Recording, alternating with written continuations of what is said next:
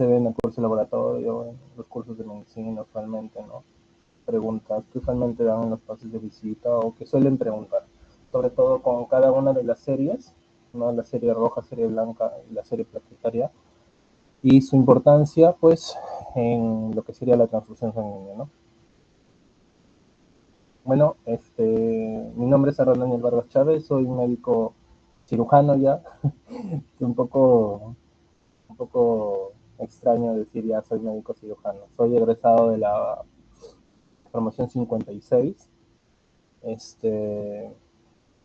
y pues el día de hoy vamos a hablar un poco de lo que sería la transfusión sanguínea y bancos de sangre, empezando por unas definiciones muy importantes que se encuentran en diferentes guías y en libros que se usan como guía tanto para los médicos generales como para lo que serían los médicos encargados de transfundir, ¿no? O los que se encuentran como el personal dentro de los bancos de sangre. Primero, lo que tenemos de definiciones, la, la unidad de sangre, ¿no? Básicamente la unidad de sangre tiene un volumen aproximado estándar de 500 mililitros de sangre, y se podría decir que es la sangre que se obtiene de una persona en una donación, ¿no? Es el contenido neto que por cada vez que una persona vaya a donar, el total es lo que se denomina la unidad de sangre, 500 mililitros, que es lo que se saca de ella. Obviamente lo que se transfunde no son los 500 mililitros, usualmente va a depender de acuerdo al hemocomponente que se vaya a obtener. ¿Qué es el hemocomponente? Son fracciones celulares o plasmáticas obtenidas de la unidad de sangre. Dentro de estas tenemos importantes como el concentrado eritrocitario, o CE, ¿no? la abreviatura, PG, o lo que sería el paquete globular, es la misma terminología, ambos constituyen lo mismo, el concentrado eritrocitario o paquete globular. Tenemos CP, que es el concentrado plaquetario, PFC, que es el plasma fresco congelado, CRPR, que es el crioprecipitado, y la sangre total reconstituida. En el hospital donde yo estuve internado, que es el hospital de Elén de Trujillo, lo que hemos visto eran los 4 primeros, es decir, el paquete globular, el concentrado de plaquetas, el plasma fresco congelado y los crios precipitados. Esos son los principales 4 hemocomponentes o componentes sanguíneos, los que son obtenidos por aféresis, es decir, extrayendo la sangre del paciente, y una vez habiendo extrayendo la sangre, centrifugándola para obtener 3 niveles, se podría decir, en la sangre que se saca del paciente. El primer nivel después de centrifugar, que es el plasma, un nivel intermedio que está constituido por plaquetas y leucocitos, y el nivel sobrenadante o el que esté más abajo, que es el componente eritrocitario. Entonces, a partir de ahí sacan cada uno de los 4 hemocomponentes.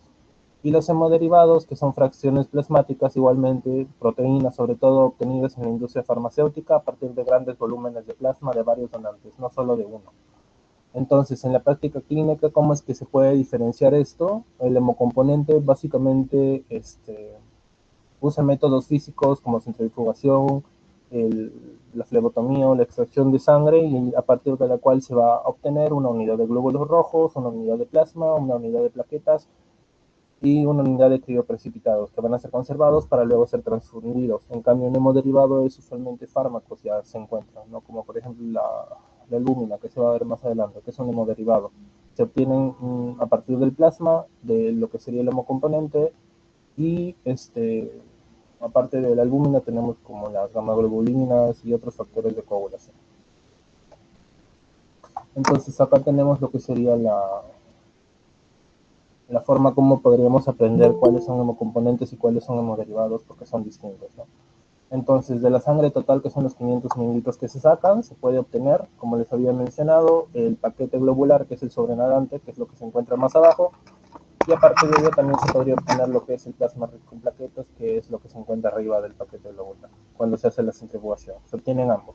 De este plasma rico en plaquetas se puede obtener el concentrado de plaquetas, que es uno de los hemocomponentes, el plasma fresco congelado, que son los dos importantes. Y de este plasma fresco congelado, cuando se usan las industrias farmacéuticas, se puede obtener los hemoderivados, que son la albúmina, globulina, factores de coagulación, y también se puede obtener del plasma fresco congelado otro componente, hemocomponente, que es el crioprecipitado. Entonces, de una unidad de sangre se puede obtener un paquete globular, un concentrado de plaquetas y o un plasma fresco congelado o un crioprecipitado, porque el crioprecipitado es el plasma fresco congelado, pero que se precipita, valga la redundancia. Se le realizan otros procesos a este plasma fresco congelado para obtener lo que serían los factores de coagulación que se encuentran en el crioprecipitado. Entonces no puedes tener ambos, solo puedes tener uno de los dos. ¿Qué es la transfusión sanguínea? La transfusión sanguínea es el procedimiento mediante el cual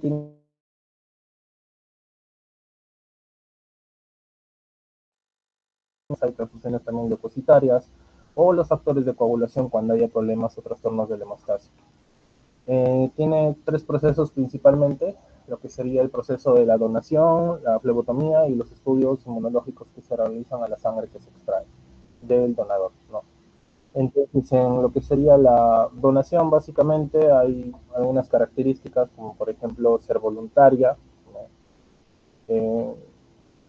Es una de las clasificaciones de una donación de sangre, pero no es la única. El paciente usualmente lo que se busca es que sea una donación voluntaria porque dona sangre de manera desinteresada para que quien la pudiera necesitar sin condición alguna la puede usar. Es la menos frecuente en el Perú, pero es la más ideal o la que debería ser la donación ideal. Tenemos la donación por reposición, que es la que usualmente se ve en los hospitales, donde un paciente se le transfunde, no se va al banco de sangre con la solicitud transfusional, te dan sangre, pones al paciente y luego le das una orden de devolución al familiar del paciente para que devuelva la unidad de sangre que le fue transfundida cuando estaba hospitalizado. Esa es la más frecuente. Tenemos la donación remunerada, donde el donante recibe una compensación económica por donar, ¿no? Es la menos recomendable porque existe un interés de por medio, lo que puede llevar a que a veces en algunos casos se oculte información importante y si se oculta esta información importante pueda llegar a haber riesgo potencial para el hecho de que se surjan reacciones adversas en el donante o surjan reacciones adversas en el paciente que está recibiendo la sangre. La prequirúrgica es una donación preventiva, es decir, los cirujanos no pueden prever que va a requerir unidades sanguíneas durante o después de la operación, entonces se hace un depósito anticipado de estas con el apoyo de los familiares. La donación dirigida usualmente es cuando una persona deposita la sangre, pero destinada a un paciente particular. La diferencia con la de reposición es que tú donas al banco de sangre, usualmente te piden el mismo grupo sanguíneo que se usó, pero a veces tan solo piden O positivo, que es el tipo de sangre más frecuente. Entonces tú devuelves la unidad de sangre al banco de sangre que te prestó. Independientemente, no es que vaya a ir directamente a tu paciente porque ya usaron la sangre de tu paciente, sino solo va al banco de sangre porque ya usó una unidad sanguínea que se le está devolviendo. En cambio, la dirigida va destinada a un paciente en particular. Y la donación autóloga es una donación donde el paciente es su propio donador. El paciente mismo es el que da su sangre para sí mismo, por así decirlo. La donación por aféresis es un tipo especial de donación en la que el donante se le extrae solo un componente sanguíneo y el resto de los componentes se le devuelven a la circulación. ¿No? Por ejemplo, solo necesita concentrado de plaquetas, pues solo se extrae eso de la unidad de sangre y lo demás se le devuelve. Para esto se requieren equipos biomédicos especiales, ¿no? Pero la ventaja es que el hemocomponente que tú extraigas va a ser de mayor volumen y concentración que los que pudieras obtener si es que usas la donación tradicional en la que usas toda una unidad sanguínea, ¿ya? Y esto más se usan con lo que serían las plaquetas. Entonces, luego de esto tenemos lo que sería la flebotomía, ¿no? La flebotomía básicamente es la extracción de sangre, es la donación propiamente dicha. Para esto se necesita que el donante acuda con ayuno relativo. Se le dice ayuno relativo porque sí puede tomar líquidos. Es más, se exhorta a que el paciente cuando venga a lo que sería extraerle la sangre haya tomado o tome antes de que se le extraiga la sangre 400 mililitros mínimo de líquido para evitar el riesgo de que luego se hipotense o el riesgo de que luego se maree después, ¿no? Pero igual, o sea, hay varias pautas que se tienen para evitar esto en los pacientes. Se elige la vena adecuada y es básicamente preparar la zona de punción, ¿no? Extraerle una unidad sanguínea de 500 mililitros, los cuales va a estar compuesta de 430 mililitros de sangre total y 70 mililitros de coagulante, de anticoagulante. Y esta unidad de sangre que se recolecte siempre debe ser menor al 12% del volumen sanguíneo total del donante. Y el volumen sanguíneo total de una persona normal usualmente es 70 mililitros por kilo. Ese es el volumen sanguíneo total de una persona. Entonces siempre debe ser menos del 12% para evitar lo que serían las reacciones adversas del paciente, que se potencie o haya otra complicación, o hasta lo lleve esta anemia, ¿no? Y bueno, durante la extracción, lo que se pide siempre es que el paciente haga puño, ¿no? Usualmente en los bancos de sangre, por ejemplo, en el que yo siempre he donado, que es el regional, te dan una pelotita. Esa pelotita la vas machucando con tu mano, ¿no? Usualmente con la frecuencia que se menciona, que es una cada 10 segundos aproximadamente. El tiempo de extracción usualmente dura 8 minutos. Se, se prioriza que siempre sea menos de 12 minutos para preservar sobre todo la calidad de los hemocomponentes, de las plaquetas sobre todo, ¿ya? Y después de que el donante pues realizó la donación, se mantiene en reposo de 15 minutos y se incorpora, es decir, se para, primero se sienta progresivamente, ¿no? Primero se sienta, pasa un ratito para ver que no se haya mareado, ni haya ninguna reacción adversa, luego se para, se espera un ratito, siempre supervisando, ¿no? Y ya cuando se retira, pues se le brinda la consejería, se le brinda la constancia de donación. Si es que tienes un carnet de donación, te sellan el carnet, luego te envían los resultados a tu correo de los exámenes que te has hecho, no de descarte, porque para que se te pueda considerar apto se te hace exámenes de descarte. Y listo. Usualmente, en el mejor de los casos, a veces te dan también un por ahí, un pancito. Por eso es cuando eres donante voluntario, ¿no? Bueno, y luego tenemos el tercer paso, que sería el fraccionamiento y los estudios inmunológicos. ¿Ya? Dentro de estos están lo que serían los estudios inmunohematológicos y los estudios inmunoserológicos. Los estudios inmunohematológicos son estudios que se realizan para confirmar el grupo sanguíneo de la unidad sanguínea que has extraído y detectar anticuerpos irregulares en la misma.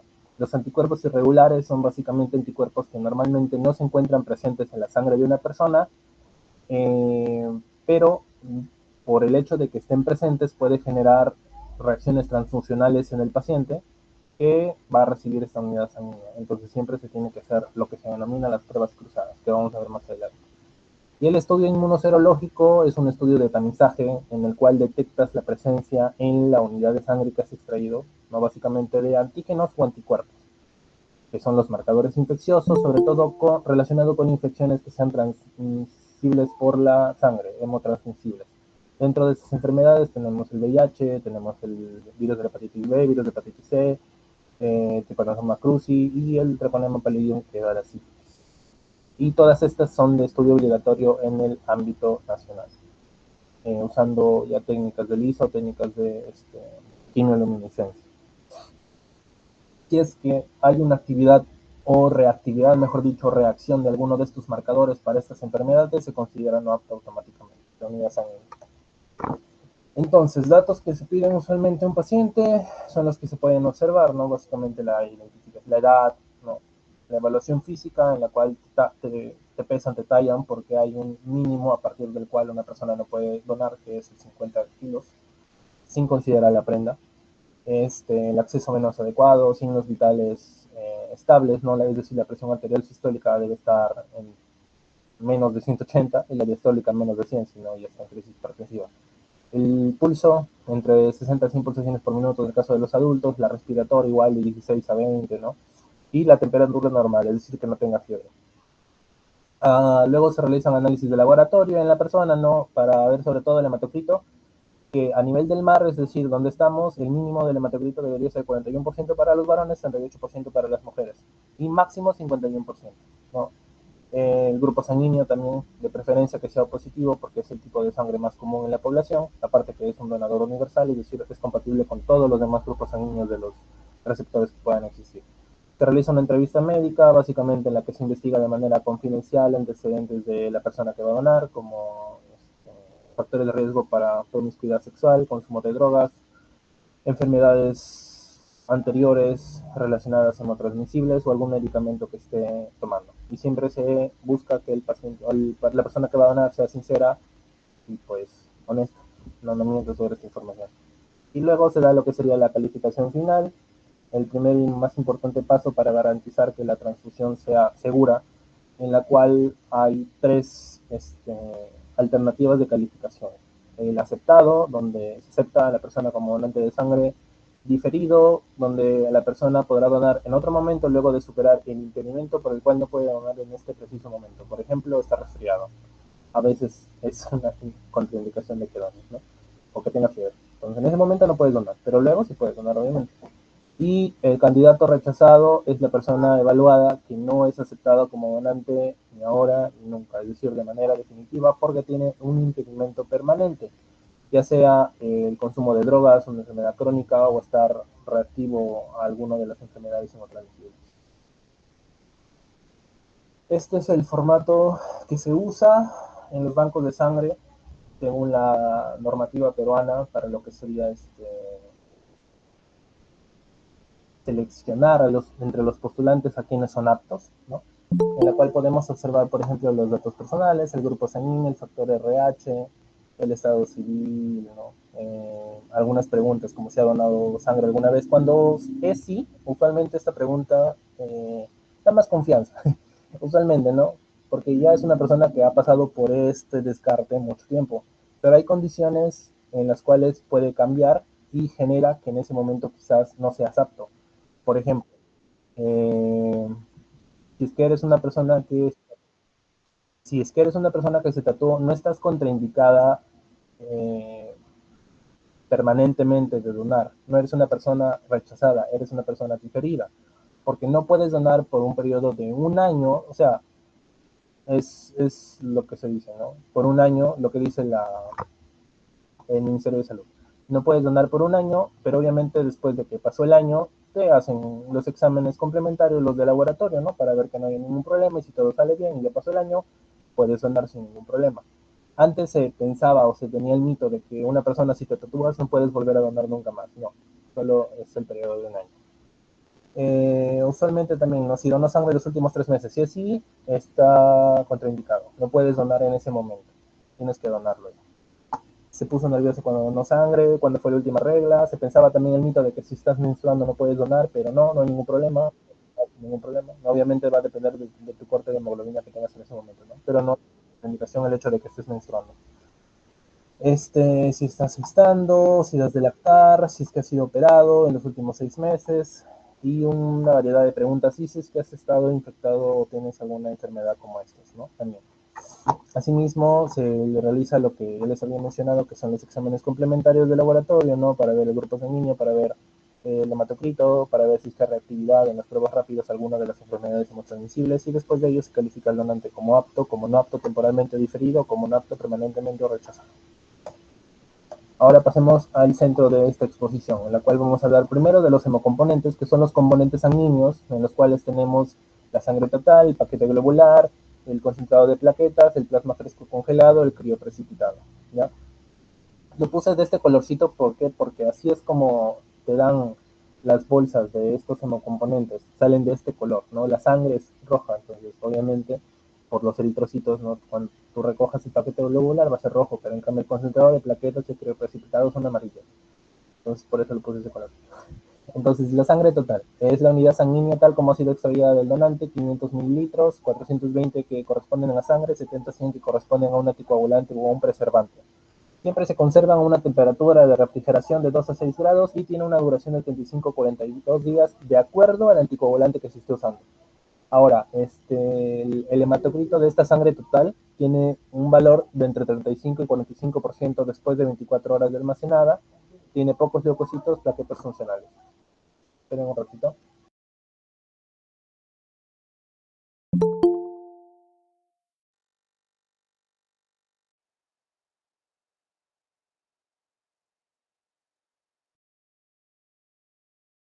Listo, prosigamos. Entonces, la sangre es extraída en bolsas de plástico estériles que contienen soluciones anticoagulantes y conservantes, ¿no? Se extrae la sangre, estos son los 500 mililitros que corresponden a la sangre total, y con el paso de las primeras 24 horas se empieza a perder la capacidad hemostática de las plaquetas y se empieza a perder también lo que sería la capacidad de los factores de coagulación lábiles. Entonces siempre se busca que sea transfundida antes de las 24 horas. Obviamente siempre va a ser transfundida antes de las 24 horas. Es muy raro en un hospital, al menos en el que he estado, que saques una unidad de sangre del banco de sangre y pues se termine coagulando. Sucedió, pero siempre se evita eso, ¿no? Por eso siempre se tiene que estar en contacto o siempre conversando con el personal encargado, que usualmente, según la normativa, podría ser el personal, los licenciados en enfermería, para avisarles que se va a sacar en la unidad de sangre, porque son muchos pacientes, ¿no? Que a veces tienen que ver para medicamentos, etc., para avisarles para que cuando se saque la unidad de sangre ya estén prestas para ahí mismo ponerlo, ¿no? O sea, dejar un poco que llegue a la temperatura ambiente porque sale frío, porque está refrigerado, y luego colocarlo al paciente, ¿no? Y así evitar que se coagule, que sería lo peor que podría pasar. Listo. Luego tenemos lo que sería el paquete globular. El paquete globular o concentrado eritrocitario, que tiene, al remover la sangre total, un promedio de volumen de 200 a 250 cc de plasma. Por eso tiene un mayor hematocrito, su hematocrito va de 60 a 70%, a diferencia del 25-45% de la sangre total. Obviamente también va a depender del anticoagulante, va a depender de que la bolsa colectora tenga algún aditivo. Ahora, posee la misma capacidad transportadora de oxígeno que la sangre total, así que por ello no habría ningún problema. Tiene las mismas características de conservación y duración y caducidad que la sangre total, el paquete globular. Eh, y existen unos subtipos, por así decirlo, que son el leucorreducido y el lavado. El leucorreducido se le ha removido los leucocitos y el lavado se le usa, aparte de la unidad de sangre, se le mezcla con cloruro de sodio. Y esto se usa en pacientes que hayan tenido antecedentes de reacciones transfusionales, porque al eliminar estas células o al hacer el lavado, usualmente se disminuye la probabilidad de que vaya a haber estas reacciones, ¿no?, de transfusión, que usualmente son tempranas, que ya vamos a ver más adelante. Y asimismo